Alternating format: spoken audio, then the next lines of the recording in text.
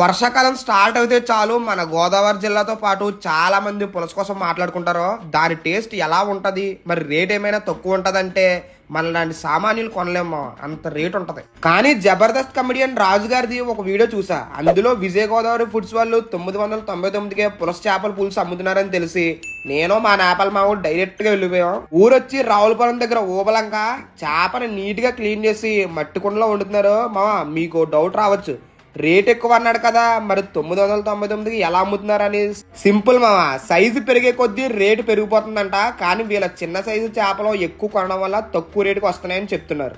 పులస పులుసు రెడీ అయిపోయింది, ఇంకా కుమ్మేయడమే. ఇది ఒక క్లౌడ్ కిచెన్ మామ. నార్మల్ గా అయితే వీళ్ళు ఇలా స్టీల్ డబ్బాలో ప్యాక్ చేసి మనం ఏ ఊరి నుంచి ఆర్డర్ చేసామో అక్కడికి పంపించేస్తారు. మైక్ చాలా పకడ్బందీగా ప్యాక్ చేశారు. మైక్ మేమైతే ఇక్కడే ఓపెన్ చేసి తినేసాం మావా. నేనైతే ఫస్ట్ టైం తింటున్నా, నిజంగా అదిరిపోయింది. ముళ్ళుతో పాటు తినేచ్చు.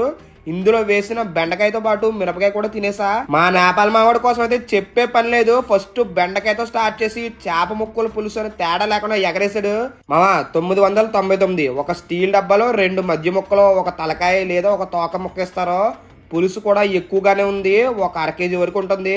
దీని మీద నెంబర్ ఇస్తా, పులస ఇష్టం ఉన్న వాళ్ళు ఆర్డర్ చేసుకోవచ్చు. మా పులస మీద ఒక సామెత ఉంటుంది కదా, పుస్తులు అమ్మైనా సరే పులస తినాలని. ఇప్పుడు అమ్ముకునే పని లేదు, 999 ఉంటే చాలు. మన విజయ గోదావరి ఫుడ్స్ వాళ్ళు అమ్మేస్తున్నారు.